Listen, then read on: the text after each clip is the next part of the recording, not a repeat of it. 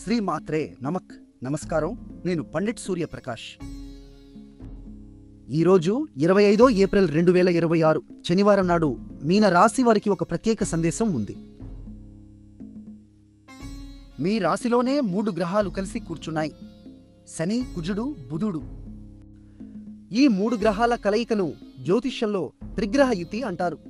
అంటే 3 గ్రహాల శక్తులు ఒకే చోట కలిసి పనిచేస్తున్నాయి. ఇది మీ మొదటి భావంలో, అంటే మీ వ్యక్తిత్వం మరియు ఆరోగ్యాన్ని ప్రభావితం చేసే స్థానంలో జరుగుతోంది. దీని అర్థం ఏమిటంటే, ఈరోజు మీపై పని ఒత్తిడి ఎక్కువగా ఉంటుంది. ఇతరుల తప్పులకు మీరు సమాధానం చెప్పాల్సి రావచ్చు. కానీ ధైర్యంగా ఉండండి. ఈ రోజు నక్షత్రం ఆశ్లేష. ఇది బుధుడి నక్షత్రం.